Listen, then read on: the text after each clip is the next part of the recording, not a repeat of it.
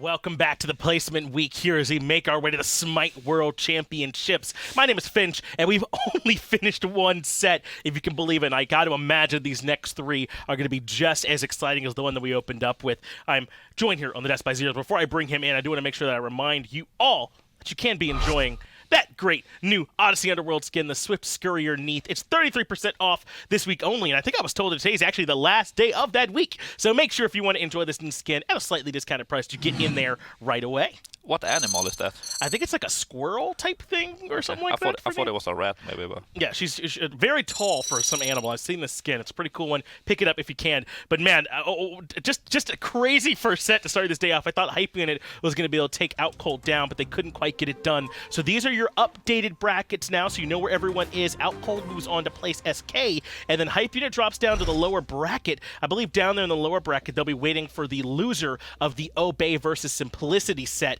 all the way down there at the bottom of that bracket for Hype Unit. So that should be a pretty exciting set. And meanwhile, as I mentioned already, Out Cold will be playing SK later on. I believe that match will be tomorrow.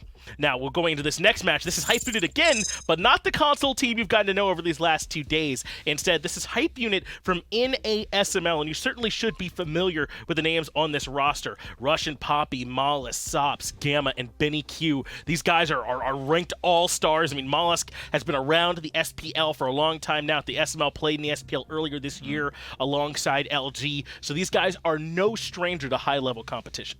I wanna see Molluskk win, so he can go up against LG later, right.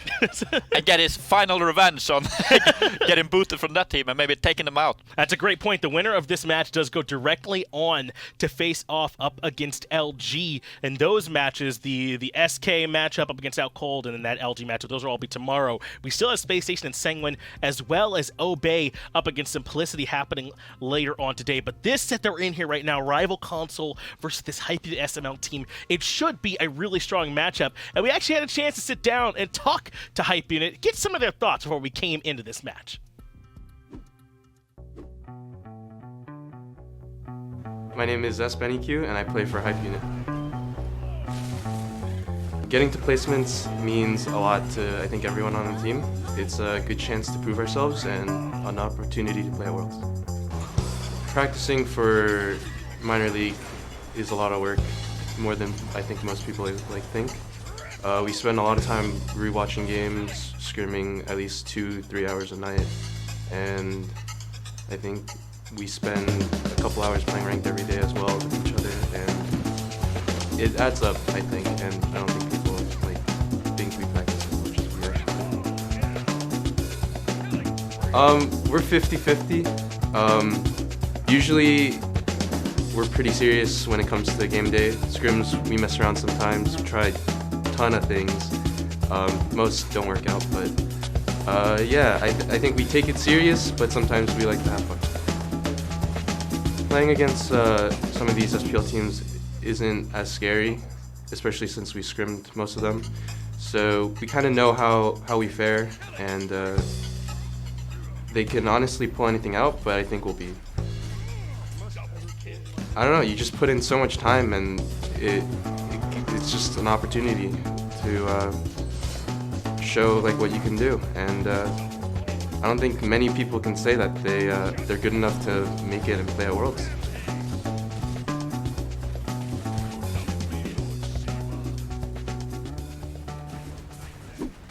Got a chance to hear a little bit there from Hype Unit SML, particularly from BennyQ on this team. And you heard what he said. I think the most important thing there was that this team puts a lot more effort in than you might realize just from looking on the surface level, because they have a team that does like to outwardly have some fun, like on social media and all that stuff. We do hear them having a good time, but they also do put in that work behind the scenes. And you wouldn't make it here over Armada, by the way, if you didn't. I mean, that's the team that's missing from the NASML. So obviously a very capable group that are joining us here at this point from the minor league. I do want to make sure I clarify for you all, though. I was talking about this team earlier. It's not Russian Poppy that's here for them. It's Yunglad that's in for them as well. And I think he has played with them before throughout this season, so shouldn't be entirely unfamiliar. But that's a big deal if they don't have their full-strength roster going up against this rival Xbox team.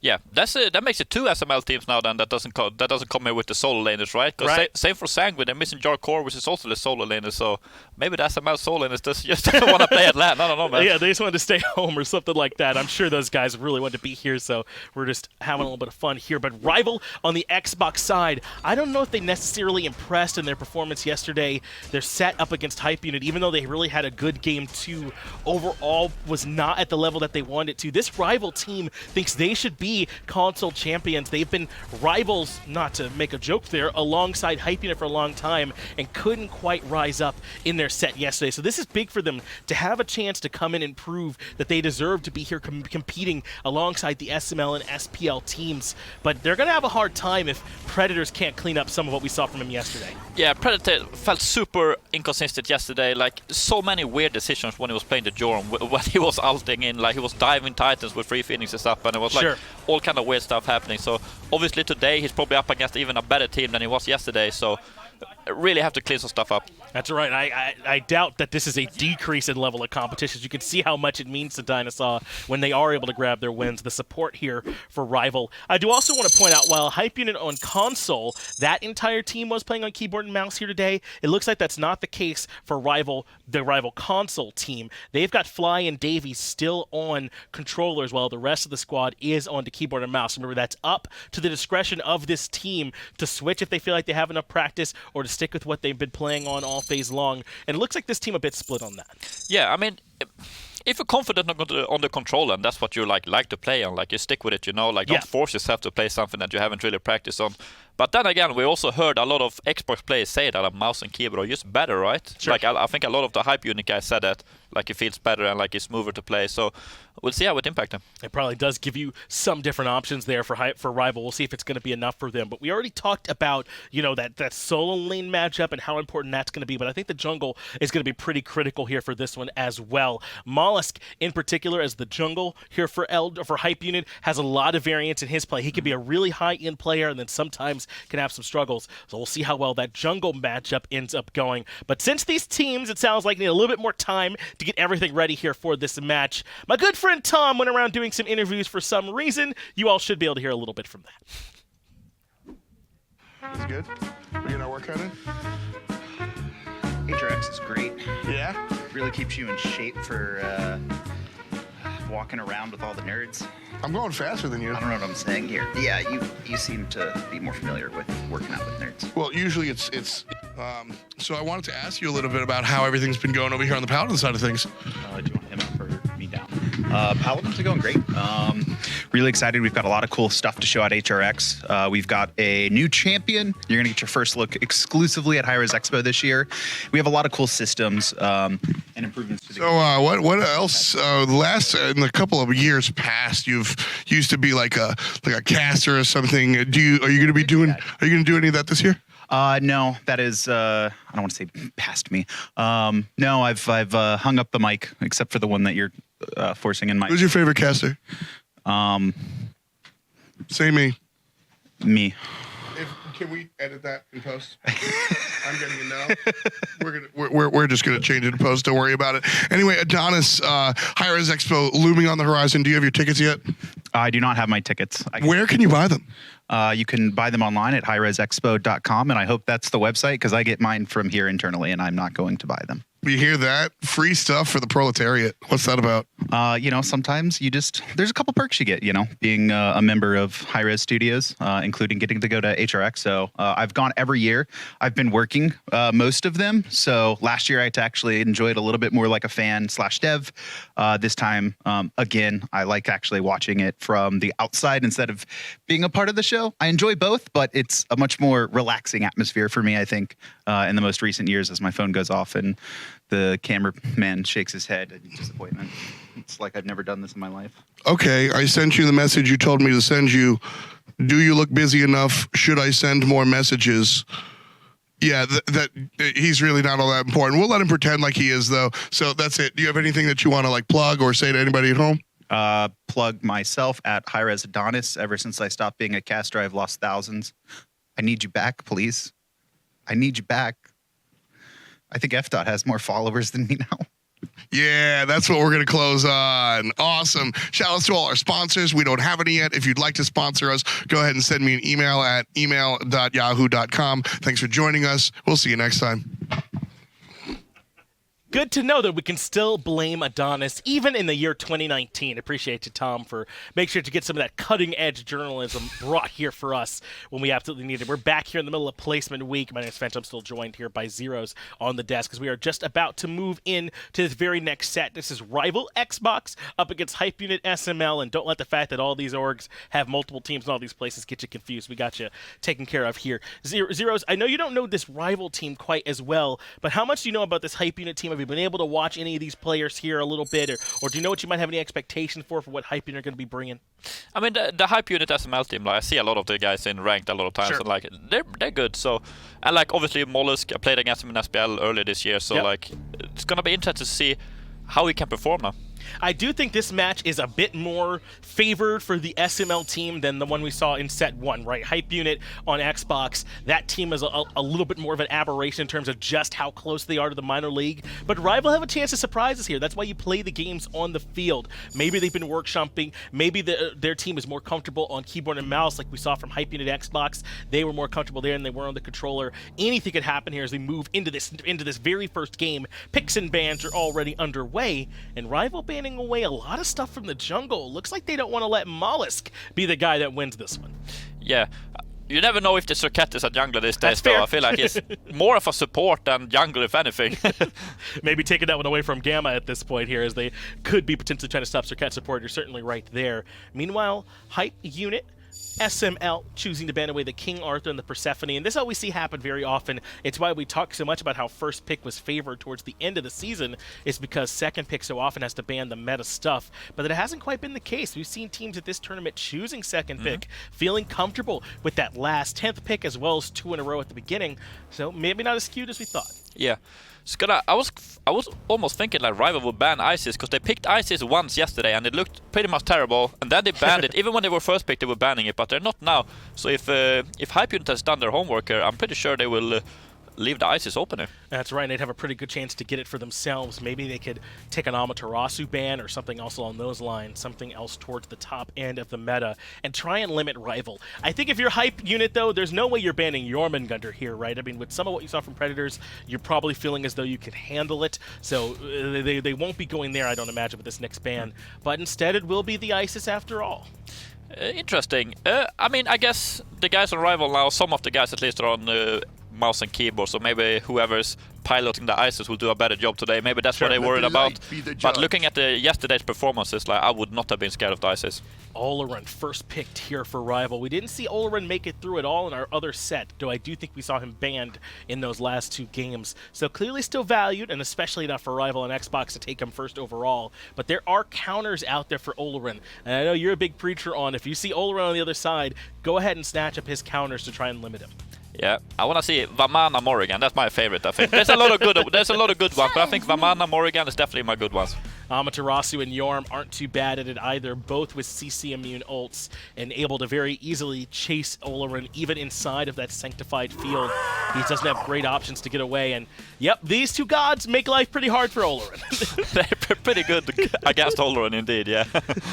He's not going to have an easy time here at all. And that does mean that it's very likely going to be this Amaterasu coming down to the support role for Gamma, I'm thinking here as well, and then Jormungandr over in the solo lane for Younglad. If that is how they're going to place Younglad, you don't have to come in and replace the person that's missing necessarily. You could swap the roster around a bit, but we'll see. But likely, I imagine Younglad will be stepping in for them there in solo, as Horus and Merlin comes in for Rival. Yeah, so good. Like, I think Merlin's a top tier mage, like definitely one of the best like standard mages, if you say so, not like the auto attack mages in the game, paired with a magical ADC, like just so good. And like with Horus as well, Horus Merlin, I would assume this is gonna be Merlin mid.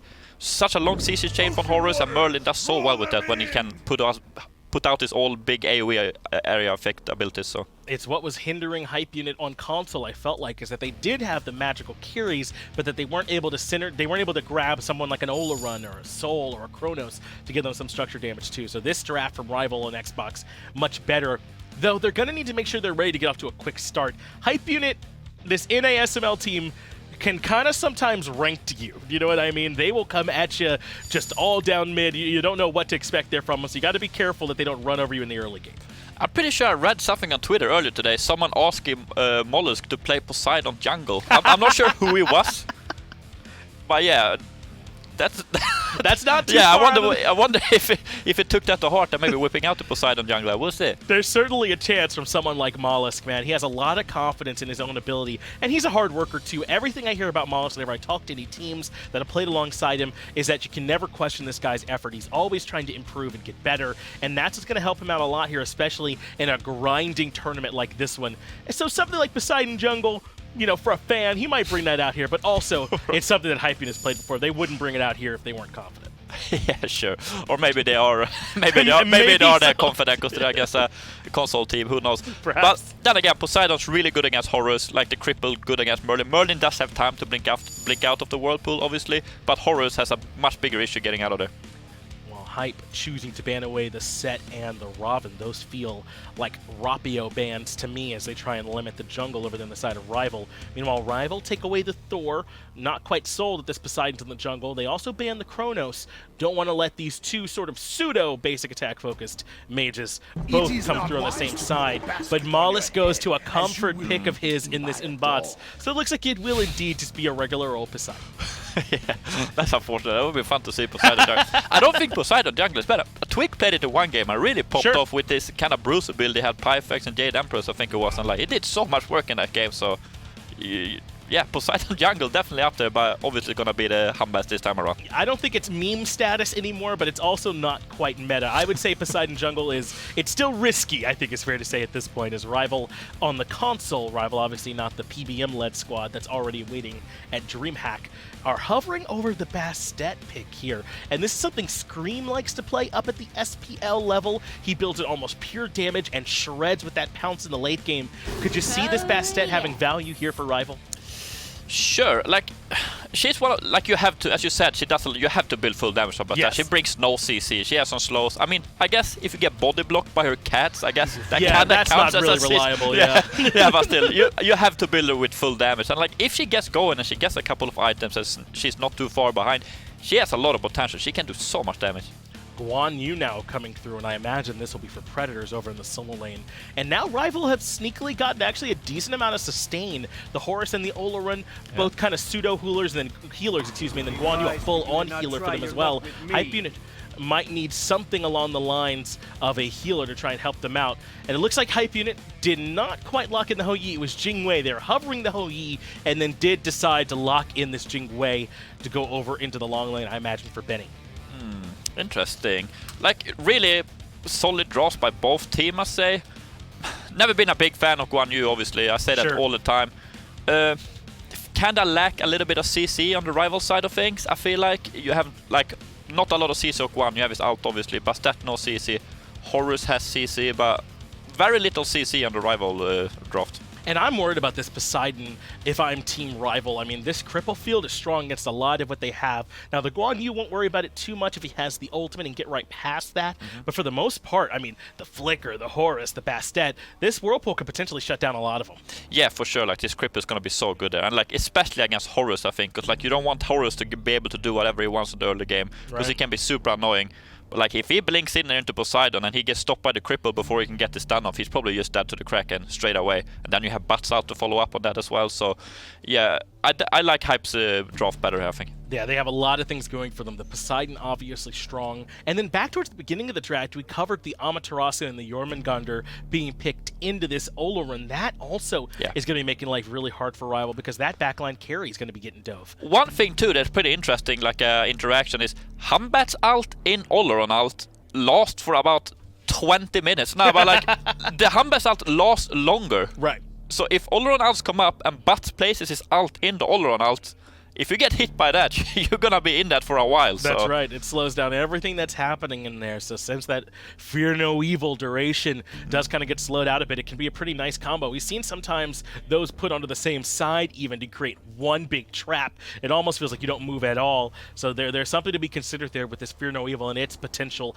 applications in this match as well. And then you add in this Jing wave for sBennyQ. Should be able to pretty easily build towards that late game, get some crit online. I mean, who on Rival punishes that? Hypeunit are in a good spot here. Yeah, for sure. As you said, Jing's so safe as well. Bastet really good at diving the backline, right? But like, if she ever gets in trouble, she can just go up into the air. The thing is with Bastet, has a lot of dot damage, so could maybe kill Jing as she tries to go away, but we'll see. That's one more thing to keep your eye on. Rival up against Hypeunit, about to kick off here with game number 1. Thanks a lot, John. We're going to keep our eye on the action here. Tom Battinger, joined by Anatoly Alexeyev, and of course Doug on the observation, the best in the business if you want my money. But Team Rival coming down here representing the console league, the European side of things, Xbox specifically. And then Hypeunit, the minor league team. These guys are the PC kind of strong stays as they make their way down here. 2 players still on controller here.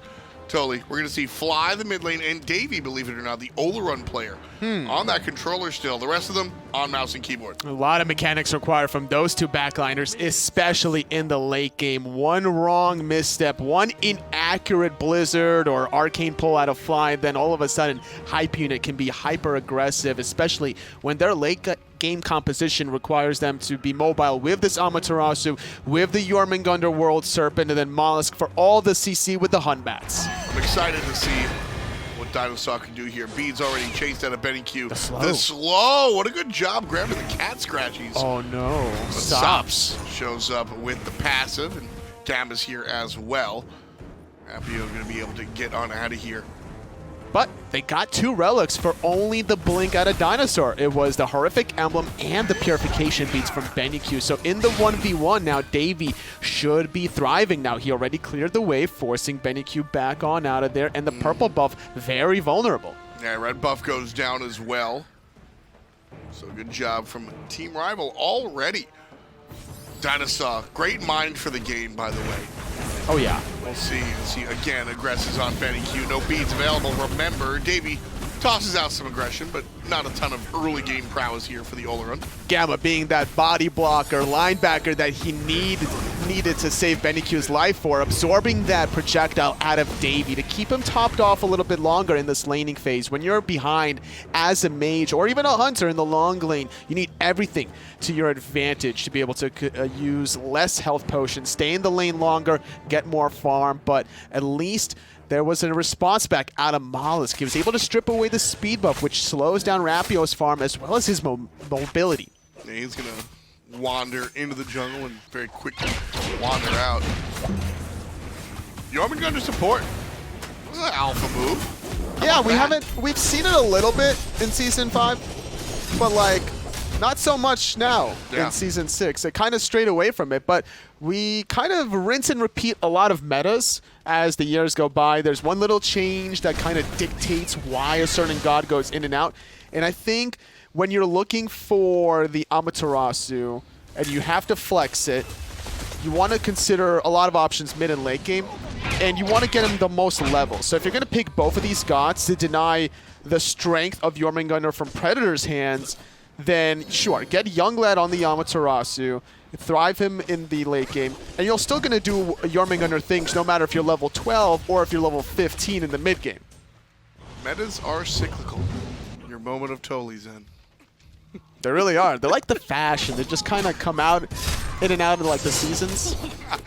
I remember, I mean, it's always the conversation usually revolves around Poseidon, right? Poseidon's good, then people remember to Aegis, and then Poseidon's bad, and then people forget to Aegis, and then Poseidon's good. I mean, just because you Aegis the Kraken doesn't make Poseidon bad all of a sudden. Gods such as Serket, Bastet, Terra need to use their escapes, right? So Cripple's pretty good against that, especially Susanoo. It's actually really interesting. I think that obviously Kraken makes you think of a burst mage, but Poseidon has been much more of a control mage at the top level, using the Kraken as a punishing tool rather than, all right, we're going to line up Poseidon Man to do it. That's the punishment for walking the way that the Whirlpool isn't.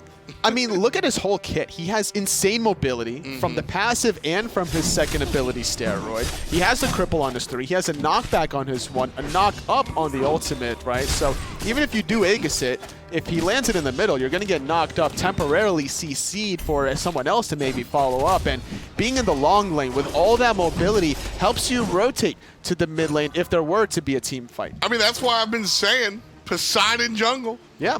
You know. We've seen Chernobog in the long lane before because of that rotational power. And Yeah. Poseidon does it in a little bit of a slower way, but in a different manner and with different elements, literally with magical damage as opposed to physical.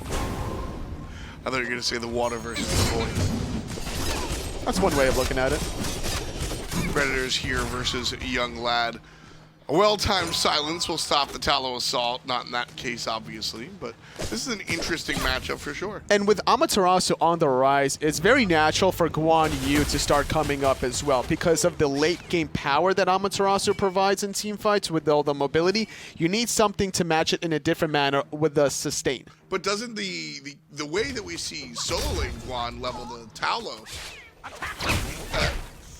right, never mind.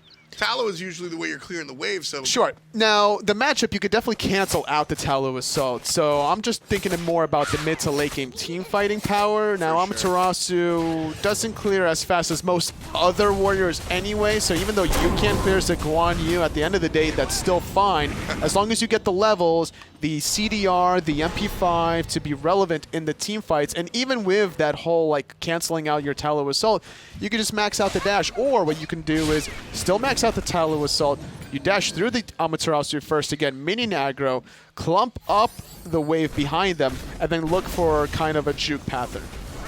Well, Rival are doing a great job of maintaining control of the red buff here, but unfortunately not the same on the side of the solo lane. Blue buff invade goes to hype unit. And with that said, Tully, you were talking a lot about this Guan solo lane. Without blue buff, he starts to suffer. I definitely agree. Both of these gods suffer without the blue buff. And another reason why I wanted to mention the Guan is because console teams love this Guan Yu, but they like Guan Yu more, it feels like, in the jungle as opposed to the solo lane. We've seen layers at MSI bringing it out, and because of that one game, a couple of other teams made those changes to bring it into their own compositions. Rapio getting chased away from his own bag harpies. Young lad. Show up and do what he can. Take away that one, nice and easy. Still scoreless here, first 6 minutes of our game one of a possible 3. First set of the day with 3 games. And for some fans at home that might not be too familiar with Younglad, he formerly used to go by the name of iFates. Back in Season 4, he was with the Salsa Squadron in the minor league. Season 5, he was with Team Voltic and Sanguine. Coached Team Cryptic for this year of Season 6. Has a lot of solo lane experience, a little bit of jungle sprinkled in as well. So, very natural position to fill in for their missing main solo laner, Russian Poppy. Here comes Predators going all in onto the young lad. Big damages. That's the part that you can't forget about the Guan ultimate. Ton of damage. Young lad answers back with an ultimate of his own, and we'll upgrade the pillow fight to a nerf bat fight, but still an inconsequential fight nonetheless. After seeing that little scuffle in the solo lane, I'm kind of communicating that to both junglers' side. No matter if I'm the Guan Yu or the Amaterasu, saying like, listen, there's kill potential here. If you see a window where there's nothing for you to do, maybe show some love in the solo lane. The ultimates are down. The HP is low. Although both players have access to heals in their kit. Predators lower, Mr. Younglad. Still without the blue buff, so eventually he will get tapped out. This is contestable by Team Rival, but we have molluskk here with the Fear No Evil.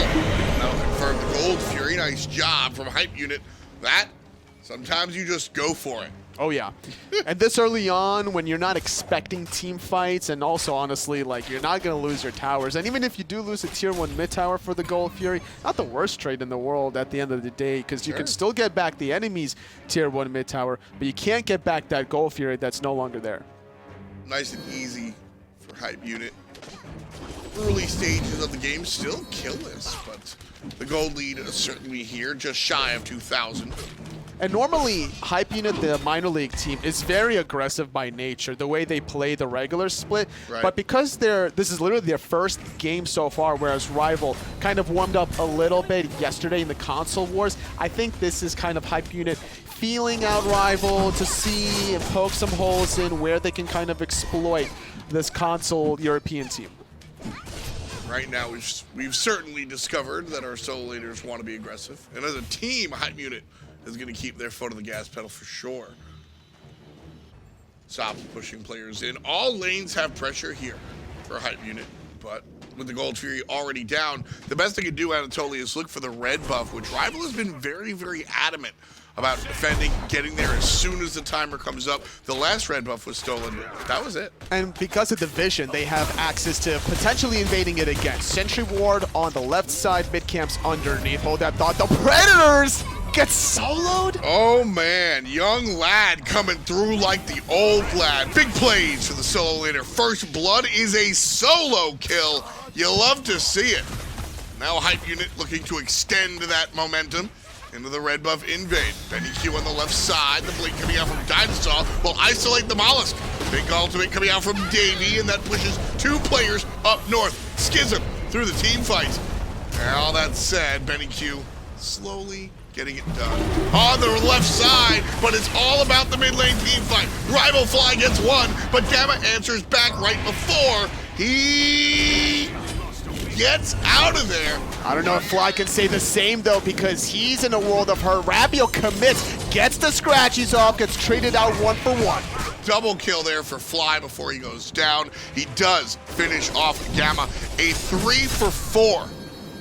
All over the red buff, which, by the way, sBennyQ did successfully steal. So, in spades, the team fight goes to Hype Unit. They get the buff and then some, leading 3,000, extending their 2K lead by another foul. The one advantage also that Hype Unit was able to flex on was Yunglad, 2-level advantage, was able to out-rotate Predators coming back from base off of that earlier first blood death, and this mobility is going to start to become an issue. Already maxing out the mirror on the second ability, needs to have access to more movement speed once he finishes off that first one. Early lead here for Hype Unit. Past our 10-minute mark, Rapio in some trouble, able to jump over the wall. Ain't no thing. Predators now again. This time he does have access to the ult. That gets him out of there. But no Guan Yu ult is a problem. Rival getting some tower damage. Sops here in trouble. Again, dashes his way on out of there. Gamma lurking, invisible. Ooh, nice good timing. Very good timing. Fly sensed it, he heard it, but DineOhSaw in a little bit of trouble as well. sBennyQ gonna use the ultimate just for good measure. Gamma's laughing. Not really required, but okay. And that's always going to be the case. Your support is going to, you know, support you when you need it, but he's also going to, like, make you realize when you need to pick it up a little bit. Come on, man. Support comes in many different shapes and forms, right? And sBennyQ's build, very interesting to go for the cooldown boots with Bancroft's talent. Not as bursty as you would think with the penetration boots, but this is still a good look for him because of how much mana Poseidon uses in his kit. That extra 200, 250 maybe goes a long way. Mollusk blinked on, but jumps away no problem. DineOhSaw a little slow. Now slowed by Gamma. Rapio using the ultimate just to stop this dive, but DineOhSaw didn't get the memo. It looks like a commit from Rival. Gamma in his ultimate as well, all the way to sBennyQ. Take 3 players with him. And here comes the Fear No Evil, perfectly placed, perfectly timed. And sBennyQ says DineOhSaw is mine. RvlFly answers back, taking down Gamma. And there's a nice stun on sBennyQ. Playing in the pool, and sBennyQ picks up his second of the team fight. Wrapping around, not deterred, that Bancroft working magic. There's Davey here, chased down by young lad, and slowly stops with a kill on Fly, left-hand side, beautiful job there. And that'll be number 10. Rapio makes it 11. Yunglad, the rotation, fruitful. Yunglad kind of showing sBennyQ why it's important to hold on to that ultimate. He could have definitely gotten the kill earlier onto Davey by using that dazzling offensive, but he knew without Sanctified Field, this Olorun is dead to right. I'm Amaterasu, I have 25% movement speed on my passive aura. I'm just going to basic attack you down. sBennyQ showing off a little bit. Showing off, I mean, sBennyQ's been a troll since he entered the scene. Nobody should take him seriously because he doesn't take anybody seriously. Throws away his Kraken there. Obviously not a big deal because the team, there's literally nothing Hypunic can do there. The biggest complaint that you could say, if you want to be the Celtic Solomon, is say that they didn't have the Kraken available to secure the Gold Fury. But nobody was taking it anyway, so no harm, no foul. Davey going down. A nice dive there from Yunglad. Might be a punishment. Oh, he missed the dot, though. There's the cats. And that'll be all that she wrote. Rapio, number 5 for Team Rival. If Gamma was there, I think that Rapio would not have been able to get that kill at all. Yunglad just needed a little bit more time to get that ultimate off cooldown. So a little bit frisky, obviously, to kill Davey under his tier 2 tower, but by giving up his life there, he's going to allow sBennyQ to separate that experience gap even further. Level 16 Poseidon versus only level 12 on this Olorun. Pyromancer goes down to Team Rival. Consolation prize to be sure. Oh, no. Predators gets his ultimate. Oh, Gamma. Go for it. 1 and 2. He's dodged 3. Safe and sound. Yeah, he's not going to make that same mistake earlier that Yunglad did. Rapio trying to get this kill in a 2v1, but not successful in doing so. sBennyQ too fast. Too furious.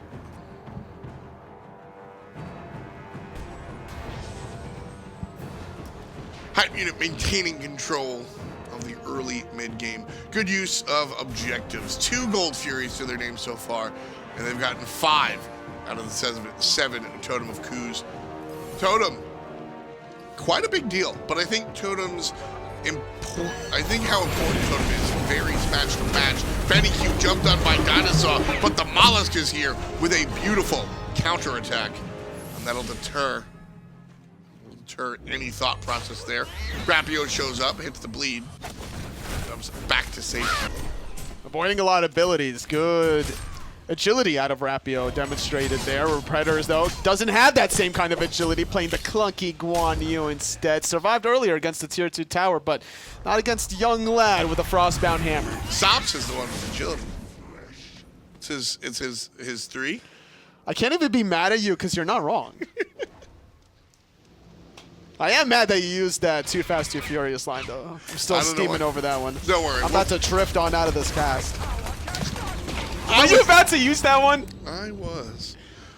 Oh well. We'll just have to figure out where to go. Where to go from here? Asking the same questions that Hypunic be asking themselves. Fire Giant probably a little bit too soon for the big boy, at least without a kill. Just going in on that one would be a tall ask, but going for it. They will do it. DineOhSaw, Rapio, Predators, well aware. Coming in, 10% on the objective. Sticking to it is Hypunic, now peeling back, or at least trying to. sBennyQ by himself looking at DineOhSaw. Where's the rest of the team? DineOhSaw dashes to Rapio. Yunglad gets 1, and here comes Gamma chasing out the carries on the back end. Predators baiting out the Kraken on the backside, and that's an important thing to do because that Fire Giant now becomes less tempting for Hypunic to secure without that ability. Molluskk gonna look for Predators, and that's a rough look as he misses the jump. Monkey throw. It's already used. It's a little bit of more cooldown, but you got the overhand smash. Very short cooldown, especially when you have 30% CDR. Tier 1 tower goes down. Davey did not make the rotation, but Tier 1 tower goes down in the mid lane as well. Sops agenting forever, and the kill still gets going. Davey with 1, but is punished after the fact. Team Rival inch their way up to 6 kills total.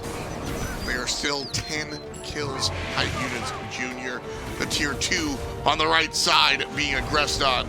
And of course, Anatoly, this will open the map to allow that Fire Giant to be a little bit more realistic. But Gamma under the ground, big plays coming out of Rapio. Yeah, Yunglad can't really do much without his ultimate. It's coming up very soon, though, if he wants to turn this one around. This is where Hype Unit is getting a little too frisky, but despite Gamma falling, nobody from Rival attended to that huge minion wave. More than 3 archers were barreling down that tier 2 tower. And speaking of that little 1v1 on the left side, it's not very often we see the negative side of the Sanctified field, how your opponent's relics last a little bit longer there. That Aegis out of sops allows the rotation from molluskk to at least clean up a little bit.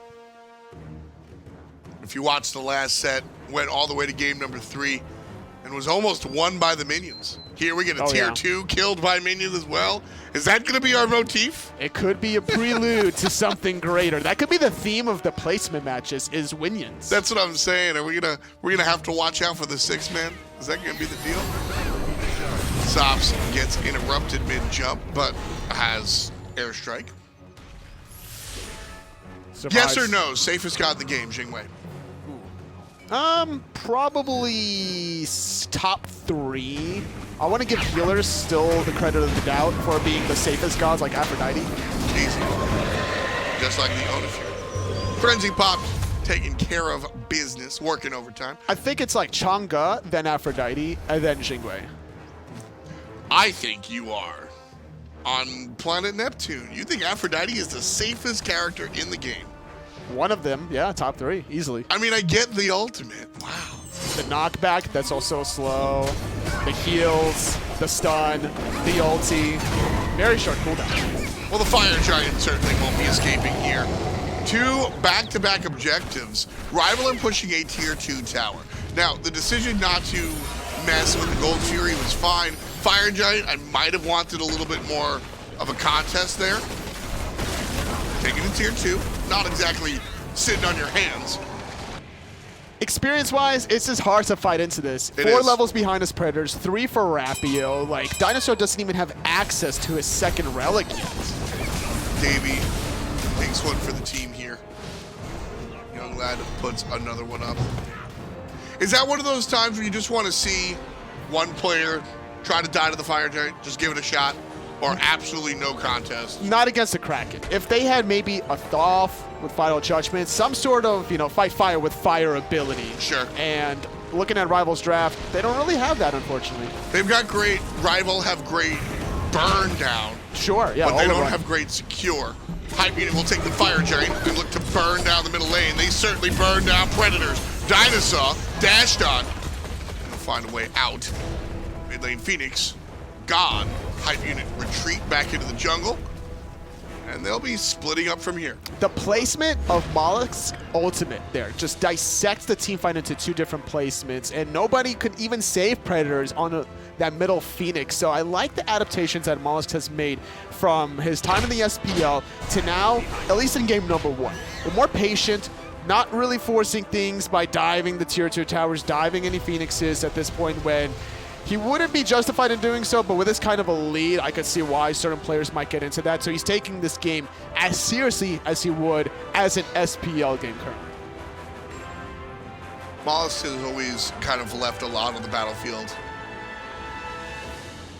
It's been fun watching him go back and forth. Hearing the scuttlebutt in the break room. It's fun listening to the players. A couple of players were like, I don't really know how it has to work out. A lot of people want to see molluskk go head-to-head against his old LG team. That would be fun to watch for sure. I mean, like, Rival are good at doing their homework, and in the picks and bans, they banned 4 of his gods. Yep. First banning Serket, Susanoo, and Ratatasker in the first phase, and then Thor in the second phase. And honestly, playing the Hun Batz as string 5 jungle position, sure, I'm all about it. The teamfight power that he provided allowed sBennyQ to really just be left untouched. He certainly has been a big part what's been going on here. Big damage from Yunglad the solo laner, as you would expect, but 5-0-4 for sBennyQ. Can't complain about that. Hype Unit now sieging on the left side. Fire Giant still around for a minute or 2, and Frenzy gonna bring them to the next level. There's the NOS button, baby. 1 for molluskk and 1 for Jormungandr. The knockup will be immune, but the death certainly won't, as everybody getting a piece of the pie. 1 kill for everyone. Fly goes down. It's 2 for sBennyQ, and game 1 goes to Hype Unit.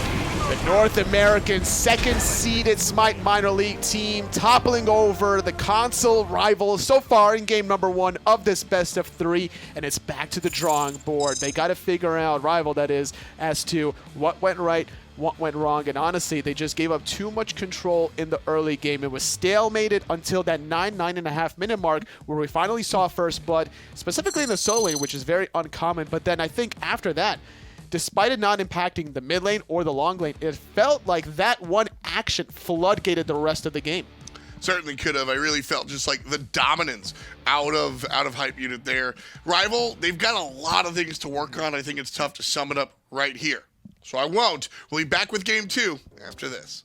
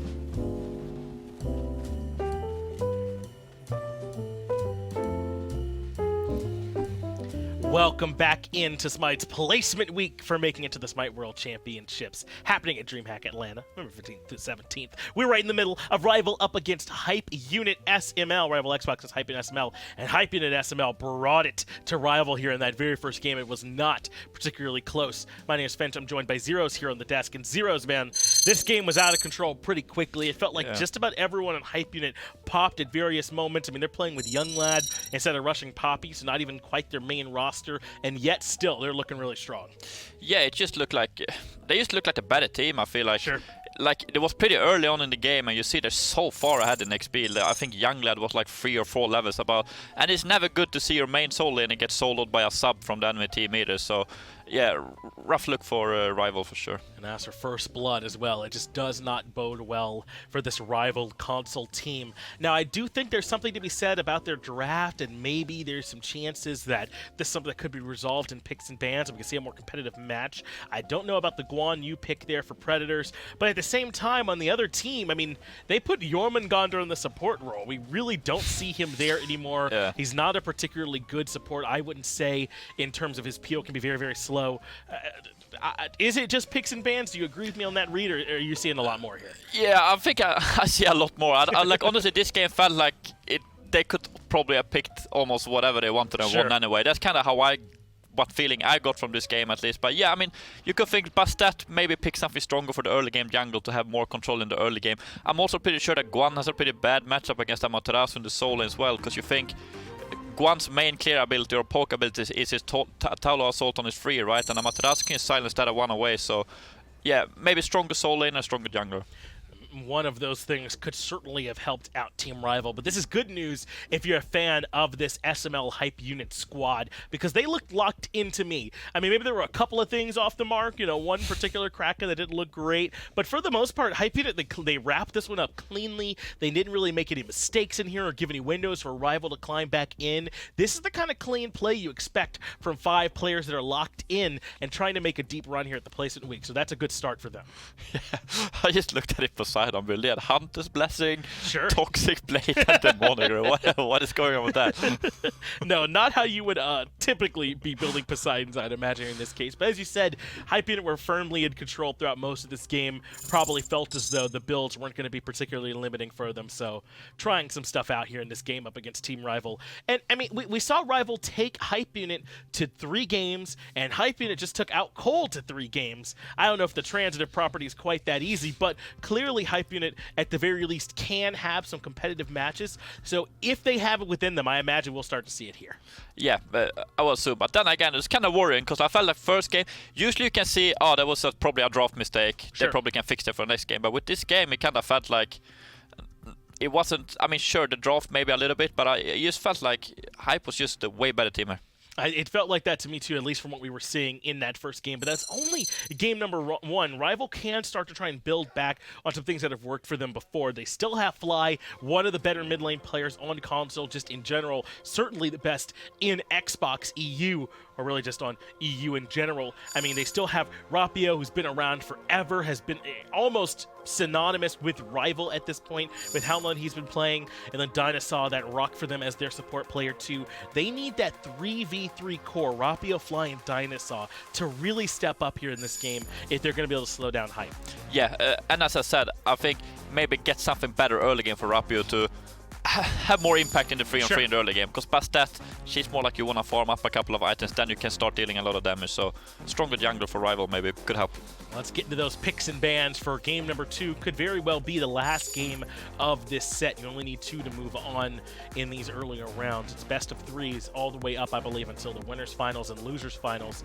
Those will be best of 5s, then grand finals, back to that best of 3 format. But in the here and now, junglers banned away again from Rival, and this is what we saw them doing in game 1. The Susano, the Serket, and the Rat all removed. Yeah, I mean, there must be some kind of target ban to Hype unit, I suppose. Yeah. A big, but Challenge me. Yeah, they get Amaterasu at least. That's a Hype unit did really well, or Younglad did really well with it last game, so like it's good to take it away. Also still one of the top solo laners out there, so like already looking better for Rival, I think. I think so too. Set coming through for Hype unit though could be scary. You ban 3 things away, and this could easily end up in the hands of molluskk, or in the hands of Younglad over in the solo lane too. Or in the long lane as a hunter. Set is a great flex pick early on in the draft. You don't know where that's going. Then you add on the Thoth as well for them as a magical damage carry for range. Yeah. This is starting to get a bit scary, even just with these first 2 picks. Yeah, and same with Thoth as a set. You don't really know where he's going as well, right? Because it could be mid, it could be dual lane. So good 2 first pick from Hype as well, like really flexible picks. So we'll see exactly where those end up lining up. Next up, Rival decide to grab DineOhSaw's pick here with the Kumbhakarna. They've already got the Amaterasu, so that's the front line sorted here now for Rival. They're going to need some setup from the jungle and then some damage rather, not just magic. Wow, already I've just assumed all carries should be magic after these first few games, but some carries to follow up behind them, and I suppose it will be the Kukulkan, who we haven't gotten to see much of so far this week. Yeah, but I think they ran this exact comp yesterday, the game they won against the Hype Xbox team.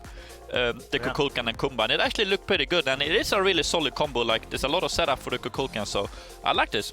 And if Hype unit or were paying attention, I believe they had the Nod Jaw like as a part of this one all too. They had a whole setup thing going on with this, trying to make sure they can land these Kukulkan ultimates. So we'll see if that's going to be the plan from Rival console again. Meanwhile, Hype unit take the Jormungandr over for the solo lane. Perhaps a chance to play this against Predators, who played it so much yesterday. Could be the support too, right? I suppose it could played be, the support right? last game, so Right. You never know. Yeah, man. Conventional wisdom can go out the window sometimes here, as Gamma plays it perfectly well in that last game, and could certainly do so again here for them. And just to sort of give some context, why don't you like the Jormungandr in support? I imagine it's because you want Jormungandr to be doing damage, really. To me, I don't feel Jorm like a frontliner. Right. Do you understand what I mean? I feel like you poke with your one, you can go in, you can burst, you stealth in, you do a lot of burst damage, then you ult. Like, I feel like he's more about damage than frontlining and CCing, and I feel like you don't really pick your support for dealing damage. Agreed. And you're just not going to have the time to build him that way either in the support role. You're going to be getting some of the least farm on the map. I just don't think that's where Jorm typically thrives, though Hype unit obviously in game number 1 showing us that it can work there in the right circumstance. To wrap up these last couple of bans, Hype unit take care of the Robin and the Jing Wei. Meanwhile, Rival have now spent all 5 bans on junglers at this point, man. That's a lot. Is there even any assassins left in that? If you go to the assassin tab in game, it's like all grey now. Or no one you can click on anymore. I wonder what's going to be the pick here. I mean, you could always flex this set pick over for molluskk into the jungle, and that really would waste all 5 of these bans. But also, Erlang Shen still available. He's a great jungler if they want to give this one to molluskk as well. So it looks as though really he hasn't been hurt all that much. Yeah, I wonder where this Erlang's gonna go, because this could be Erlang support. Yep. That's actually pretty smart. I like when you teams draft like this, the Hype, when there's literally 4 picks now, and every single of these picks can still be flexed. Yep. That's so good, because like it makes it so much harder for Rival to like, say you want to pick a counter matchup or something. It's impossible in this scenario. It's going to be difficult for them. Let's see where they go. At this point, they still need a jungler and one more carry. If these picks go to their conventional spot, Thanatos certainly does resolve the issue we had with their Game 1 draft, which is that Bastet was really slow to get off the ground. Thanatos, on the other hand, going to hit the ground running. Yeah, for sure. Like a lot, will probably look a lot better for Rival in the early game now, because I feel like if they get behind in the early game again, I think they will probably just get rolled over. But now they have some fighting back potential as well. You have the Kumbha set up for Kukulkan, and if they don't die from that, surely they will die from the Thanatos ult coming after. Exactly. They should be able to execute pretty reliably in this game, though I do think that this puts a lot of pressure onto Fly to play this Kukulkan at a really high level.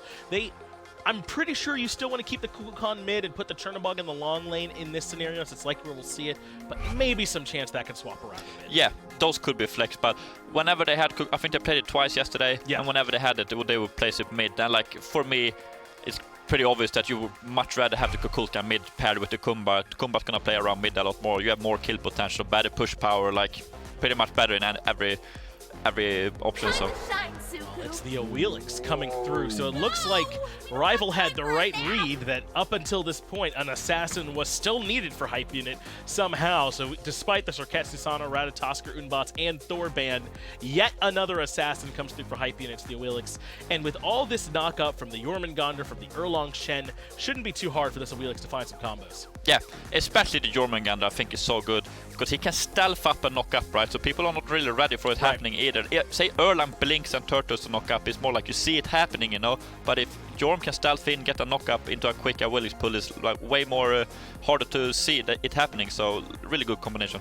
It should be strong for them. I don't know that I'm necessarily sold that this one's going to molluskk, especially with what we saw from them last game. Clearly, they're willing to move these pieces around. I mean, and you heard Benny in the interview talking about it. They like to try stuff. They like to do things that not everyone else is doing. This draft looks kind of cut and dry, like you have a good idea where everything's going, but it could change at any moment. But because it's just the Set and the Thoth here, I'm thinking that the Set has to be going to a carry role here. Yeah, probably dual lane, I would assume, right? Or maybe solo lane. I don't know, man. That's tough to say. Yeah, that's a hard one to break down. Have to say about Hype Unit's draft, though, not a lot of CC coming out, right? You have the Erlang, has good CC, but apart from that, there's almost nothing. It is a bit lacking in that regard, and that could open up the door here for Rival. One of those things that Kukulkan in particular can struggle to deal with is when he's being dove, when they're sitting on top of him, keeping him locked down. He can't reposition and juke around inside those tornadoes. If Kukulkan gets a free reign and has a Kumbhakarna there to peel for him too, this could be setting Fly up to have a good game. It just feels like almost all their eggs are in that Kukulkan basket with this draft. Yeah, for sure. But then again, even though they don't have that much CC to lock down the Kukulkan, they're still set. And you have the Jorm out on top of you, Erlang's really fast, Awilix really fast, like it's still gonna be hard for him. Still going to be a difficult time for this Kukulkan to remain safe. I said there's a lot of pressure on him, but the same amount could be said for Rapio, I think, on this Thanatos. He's about their only early game presence with this draft that they have here, so they really are going to need him to be that facilitator so that everyone else can make it to the mid and late game relatively comfortably. Zeros, at this point, are you predicting another easy Hype Unit victory, or can Rival tie this one up? I mean, I like Rival's draft more, but then again, after how first game looked, I have to give it to Hype Unit. We got to kind of lean towards Hype Unit on this one. I'm right there with you, but maybe Rival can surprise us all as we move into game number 2. Game number 2, as John Finch just said. Tom Badger here in game number 2. I've got Tolly with me, and Doug, of course, driving us along. Hype Unit here with the molluskk on the Awilix. An interesting choice, something we've seen a little bit more and more of recently. We had a team kind of built around it at one point, and now we've got molluskk kind of bringing it out here. Just in general, what's your take on Awilix? I don't mind it because of the setup that he has. Erlang Shen, Jormungandr is good synergy to get that gravity surge pull off. What I like more, actually, is sBennyQ's pick on the set. Sure. The way Snoopy was able to play the set at MSI really opened the eyes of everyone in every role of how you're able to get that 1v1 advantage. And when you don't have lifesteal this early on, as Davey is going to go for boots right off the bat, he's going to get poked down, and I think that once the Kingslayer is active for sBennyQ, there's a lot of kill potential in this long lane. Yeah, Set, the carry role has been wildly successful here. Davey's going to get blinked on, and oh, I've seen this play before. Welcome to Ranked, baby. No, this is kind of Armada strat that they did, but it was against Panicat in the mid lane. The double blink action going on, but Gamma didn't have to blink. He was in prime real estate position anyway, and as a Hunter player, you generally do want to get a little bit close to go for a little bit of poke damage. Rivals seem to have secured it, but they're not picking it up. No, I think Jormungandr came through and... Because if the Chaos side gets it, it's grayed out on the actual screen. All right, well, there you go. The confirmation from Team Rival. Not interested in picking it up. Nice invade so far, and Rival now trying to get their own camps. Gamma will investigate. Oh, no. Rapio goes for the fight, and ain't no such thing as the 1v1. Rapio goes for it with the help of DineOhSaw, and the Thanatos off to a good start. You know I like it. Oh yeah, I know how much you like the Thanatos. Probably your second or third favorite. I think it's Chalk first, and Naja, and then Thanatos, in probably that specific order. But either way, a nice attempt from Gamma. He was literally one basic attack away from killing out Rapio. If he gets that kill, it's huge, honestly, to be able to shut down the enemy jungler. Allows molluskk huge opportunity to control basically every area of the map. That said, the Thanatos getting off to a good start. Always something scary. And because the risk is you dying, you already got first blood anyway, so you're not giving away that bounty towards Rapio, who would definitely want that bounty on a Thanatos. Still getting a little bit of something. Hype unit now. Looking for the purple. DineOhSaw. Through. Oh my god, he actually got it. That's mine, baby. DineOhSaw. Nice move. Might die for it. He yawns on two players. They're going to surround him, and, well, they're going to drop him out, no problem. Molluskk slowed down. Couldn't dodge out the disc. Now Rapio on the run. Hammer showing up. Knock up strong. SMITE. Got him with the skewer. Beautiful play there on the set. 3-1. Despite some early Team Rival shenanigans.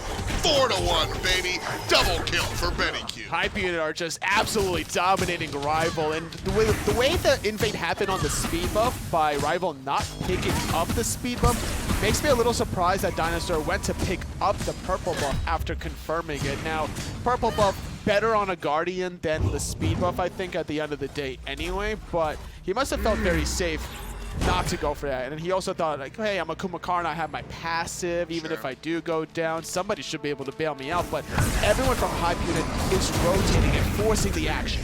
Hype Unit picked the red buff. They're gonna pick up a solo laner. I mean, this is a trip to Costco. They're getting everything they wanted and then some. Just toss it, just throw it in the bag, baby. Like the 3-pound bag of shredded cheese that like you can't finish fast enough before it actually expires. You want 48 rolls of toilet paper? We got you, buddy. Baby right now, looking like a free sample. Gamma gonna show up and absolutely get him skewered just like that free sample. This is a bloodbath. Even molluskk getting a kill in the mid lane to fly his first death of the game. 3 already dead for Davey. Not a good look for him, not playing the Jing way, so he's going to have to take the long road back to the long lane while SBennyQ is getting all the farm that he wants. Going for the Warrior's Blessing. It's really hard to fight into this set. Yeah, now this has been one of the, I think set carry right now is one of the best choices. I really love how open the long lane is. You can play kind of what you're good at. Shout out to SSG. Nice little blink trade there. Just watch Andy play. Zilla, Kamazats, whatever really fits your desire. And in that vein, the set, the 1v1 specialist, has been very, very impressive. And I think that it's one of the stronger selections. Maybe getting advantage here. SBennyQ down half HP. And DineOhSaw going to show up. Still has the Kingslayer if he really desperately needs that movement speed or the ability to turn around for the healing, so I don't think there was any kill potential. Set, one of the more complicated characters in the game, and that right there is one of those things. Oh, Set, if you watch SBennyQ, they'll generally always have a clone safe placed, so they can TP to it at a moment's notice. Davey uses beads to avoid the pull. One more time, the fight around the red buff. Davey gets pulled after the fact. Fly whiffs. And DineOhSaw now turned into fossil fuel. Gamma with the kill kill there, the second for the support this time around. 7 out of 9 kills, Tolly. Have Gamma's name on it. Early game, he has rotated around. He has been omnipresent, and it's been impressive. That's how you need to play these assassin supports, whether it's the Erlang, Shen, Naja, potentially, even Circuit support. You want to be as involved as early as possible, because late game, you start to kind of fall off a little bit, so you use your early to mid game power spike with the base burst damage, where you don't need the offensive items early on, so the base stats of your enemies, they're also low level. They don't have that much health. They don't have that much protections. Round 16 or something like this? Oh, it's a combat Carl. sBennyQ just laughing now at this point, being 4-0-2. I mean, that, you know what, I will jock the guy when he tries to KS or the Kraken 1 HP. I won't jock the guy for this. This is domination, you know? Solo kill again on the right side of the map. Yunglad open. Oh! No, he just narrowly gets out of the tower range before the tower gets off another shot. But this is his second solo kill in this best of 3 set onto Predators. Go with me real quick. Can we take a look at Yunglad? Does he look like Dare to Care to you? No, Do you stop. see it? Stop. Do you see it? It's been too long since you've seen Dare to Care. Do you see it? Dare to Care never put on a hoodie. That's the difference. Great analysis, totally. Never change. Never change, Anatoly. Well, we are 7 minutes in here, and Hype Unit has been very, very lucky. They are already 5,000 gold above Team Rival. They've gotten a tier 1 tower on the left side. BennyQ gets his beads chased out. And there's a Thanatos in the air. Oh, Up 1, down 2. Oh, the escape. I 100% thought Fly was going to be able to finish that. It was too short. It did not reach. It was literally maybe a frame off at the very end of it all. And he was just out of position, unfortunately. And he had to throw it because Hype Unit was cutting the distance and preventing that rotation from happening. Davies here on his back foot. Tier 2. DineOhSaw will give his life up as Sops wins the 1v1 off screen over the red buff. DineOhSaw goes down. BennyQ kill number 5 here for the carry, the hard carry for Hype Unit right now. Very, very impressive. Yeah, Gamma and BennyQ were trying to delay their last basic attack Yeah. to confirm that kill. You can tell that internal struggle. And this is a team that's just now having fun at this point. When you're up this much gold against your opposition, whether it's online or land, you're not like diving the tier 1, tier 2 tower, but these kills are very easy to confirm now based off of how the earlier positioning battles occurred. I will warn, Hype Unit SML is a team susceptible to the old lead playing you. They can absolutely have a little bit too much fun. I'm not going to sit here and be a hater. I like what's going on here. This is competitive fun, right? No problem. Gold Fury goes down. First of the contest. Yunglad, blink done, surrounded. Oh, wow. Oh my goodness. Go buy a lottery ticket after surviving that one. Just look at Rapio's face and the rest of Rival just, yeah, man. That's so demoralizing when you can't confirm a kill. That was well calculated too. It's just because of how behind Rapio is, he didn't have the damage required to get this kill. Exactly. The first item, Transcendence, Boots, obviously.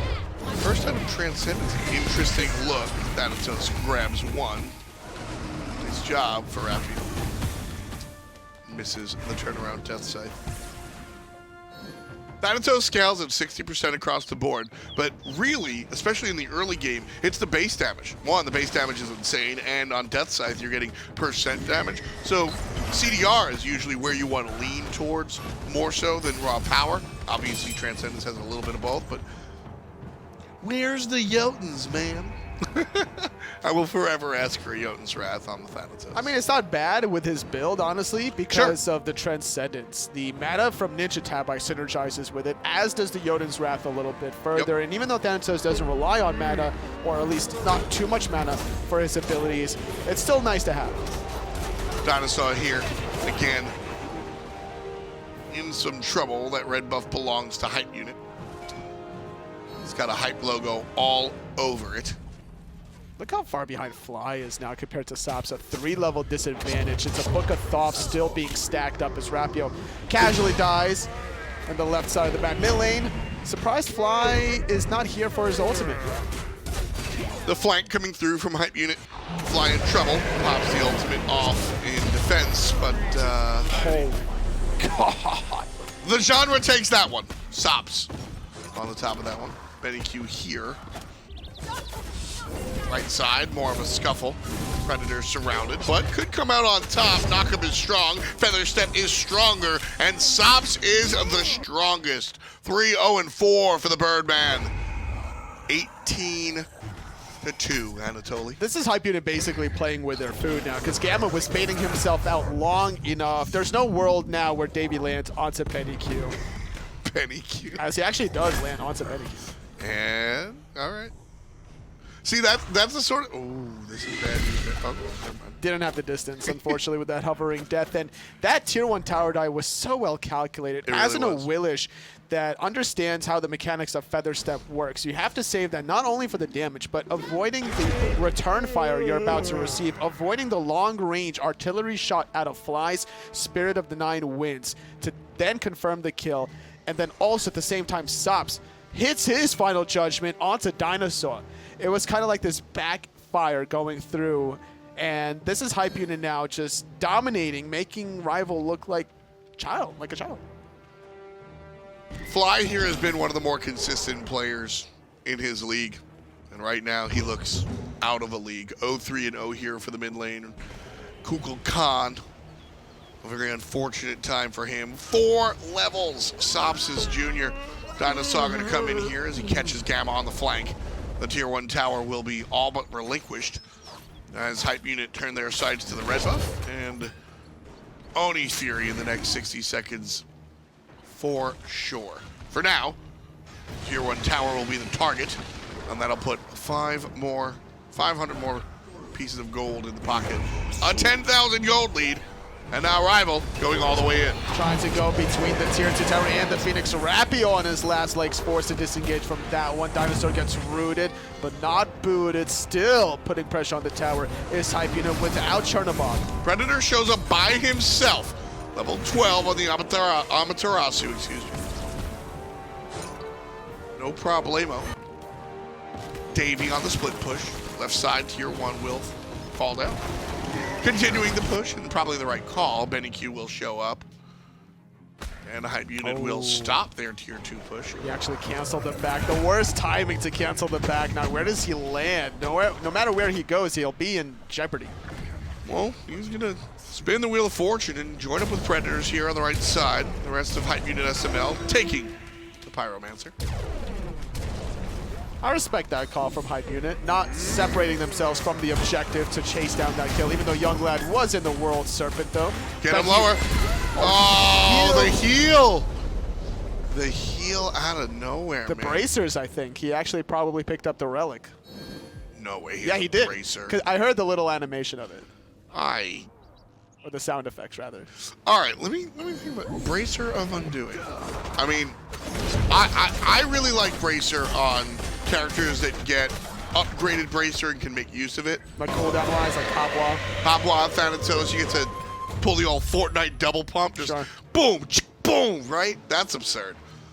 Obviously, that's not going to happen with Yorm and Gunner. But Yorm gets focused a lot. No, I think it's not ideal, but that is the moment where it's ideal. Against a Thanatos that executes you, and if you're the only frontliner, considering you have 2 more assassins that you got to find ways to utilize in the backline, sure, go for the bracers. The question I ask is, why not meditation? Meditation against the execute characters is a common thought process. If you're not going health, you're getting less value from meditation. That could be one reason. You do have a little bit of health on the Pythax piece, but if that's the only health item you're Right. going, you're getting more value out of the bracer instead. I can see it. Not all-out hatred for it.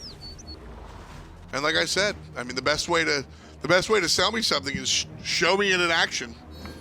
That absolutely turned things around there. Hype Unit looking for their next objective. Fire Giant already halfway down. Gamma playing bouncer, but nobody from Team Rival willing to go all the way in. Predators shows what happens if you step a little too close to the hive. Wow.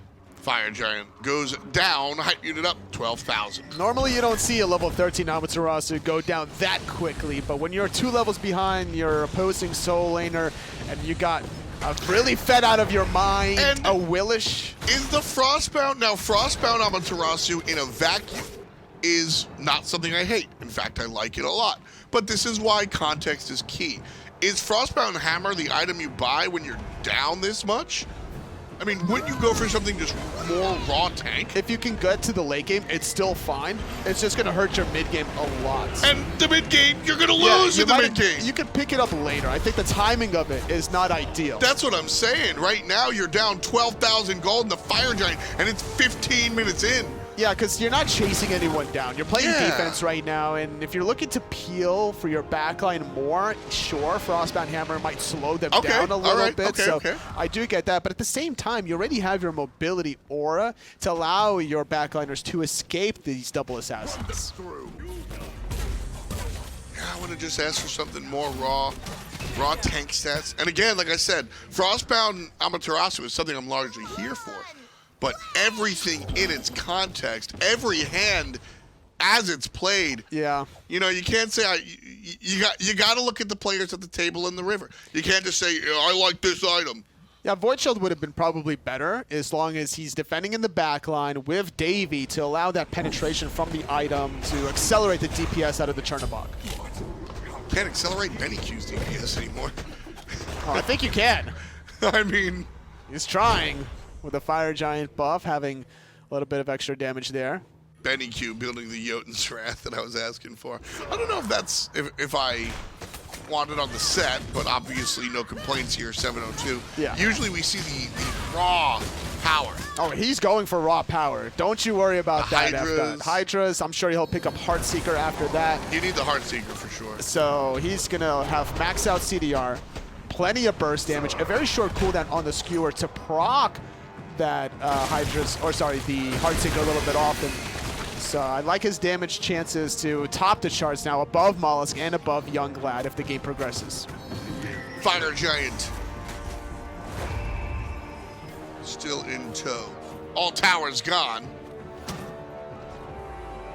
Now yesterday in our console matches, hype unit console style, won a game in 19 minutes and 47 seconds. It's the quickest one we've had all week, just day one. See if Hype Unit SML can beat it right now as they knock on the front door. Sops in trouble here by DineOhSaw. Has some help in the sky.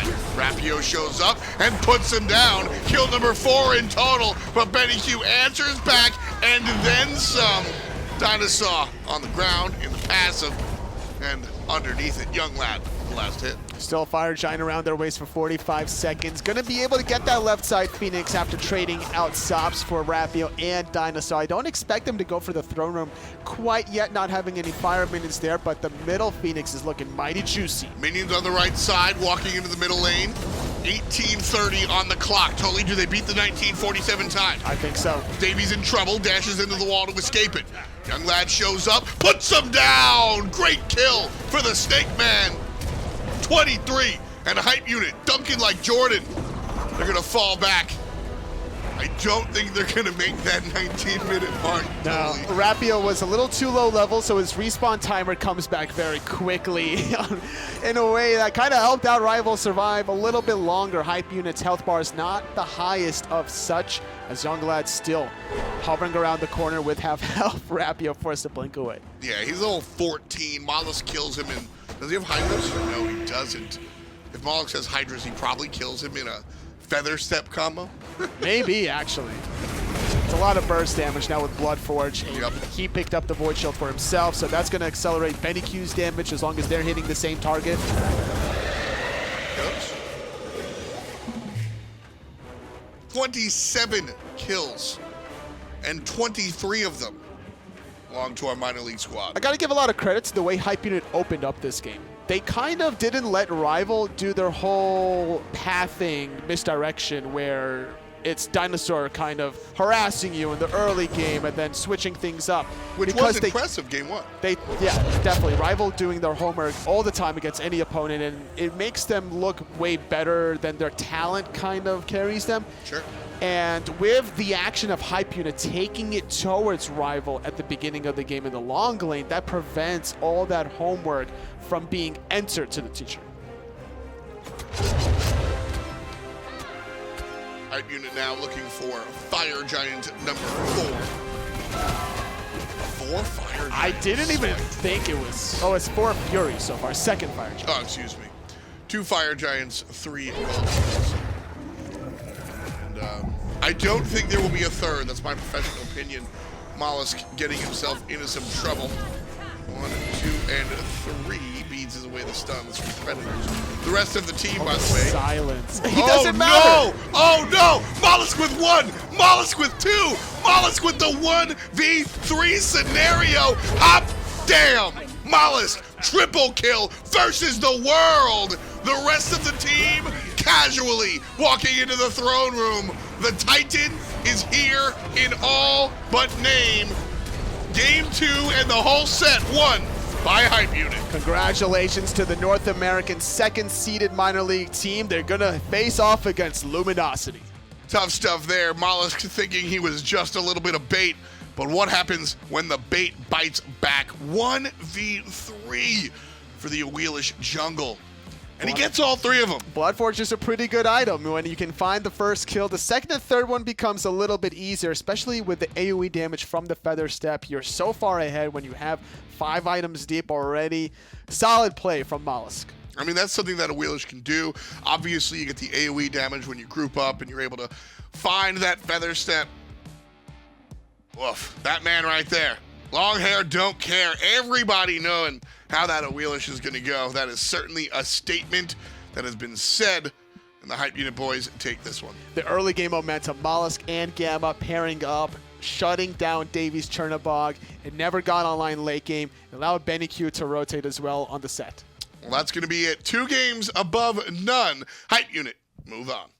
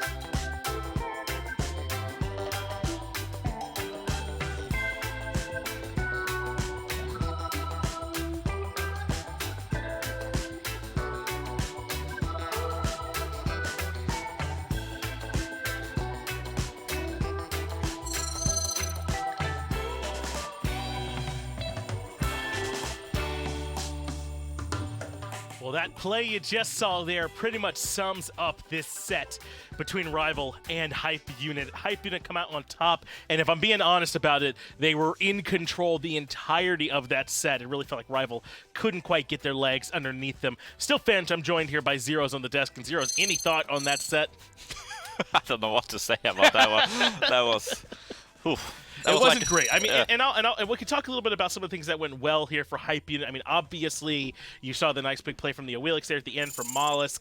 Gem on this Erlang. Shen got to get off to a good start as well, but it was really sBennyQ on the set in the long lane. They bullied Davey. I know we say cyberbullying a lot, like as a joke, but this was real. It happened. Yeah, it's just like, I was worried that this could happen though, because like you saw the first game kind of went this way, not this extreme, but like you can kind of tell. I could Hype. They just felt like the way better team, like just individually and as a team, and like it just got worse in the second game, and it's like Rival just looked at it was laying over and gave up almost. They went right towards Rival's well, one of Rival's win conditions in their carries, in particular Davey, and limited his effectiveness. This Chernobog really never got to play Smite here this time. molluskk and sBennyQ got out to such tremendous starts. I mean, obviously by the way that Awilix game ended it, but it was really that focus, and I mean focus, on that left side lane. I don't know what you're supposed to do if you're Davey at that point. I guess you hope your team's getting some farm somewhere else, but there was just nothing like that to happen. Yeah, I mean, it's just a rough spot too. Like, you're getting like dove by 3 people, and on the other side your soul lane is getting soloed on the same time. Like, just nothing is going right here, right? So, I like really good for Hype Unit as well, because like I don't even know if they had to show that much in this set. I feel like after winning the first game, they probably felt so confident that we can probably play whatever and win anyway. And this was pretty sick, by the way. Yes, this is the 3v3 from the end of the game, or 1v3, excuse me, from molluskk at the end of the game, where he kind of goes ahead and shows them what a lead can do. It can allow you to do things like that. And molluskk had highlight reel plays like that the whole game, basically. Yeah. That was on Bloodforge value there as well. Yes, getting 3 kills in a row. And getting those nice Bloodforge procs to keep him shielded up. Now, I 2 things as sort of as notes here to help you all out with watching. First, Yunglad was in for Hype Unit today, but I do believe Russian Poppy has said on Twitter now that he will be there tomorrow. So oh, really? It's just today that he was missing here from them. I think he had some extra school stuff or some exams to take care of, but you should expect Russian Poppy back. So Hype Unit will be back at full strength for the rest of the bracket later on, as well as you kind of heard Tolly talking about it. Now that Hype Unit's won this match, they will be moving on to be facing off up against LG. Meanwhile, we'll be seeing Rival heading down to that lower bracket, waiting on the loser from one of our other matches to drop down there with them as well. But congratulations to this Hype Unit team at the SML on their victory. We'll get a chance to hear from molluskk and the squad on some of their thoughts in the interview. I tried. I blinked away. He tried. They just kept coming. That's what we hear from the Hype Unit boys. They just kept coming. Congratulations on the win here. We've got the guys from the winning team. So how did you feel? I mean, straight up, that second one was a bloodbath. What was the what were the comms like? Well, we were all living up to our name and getting hyped up.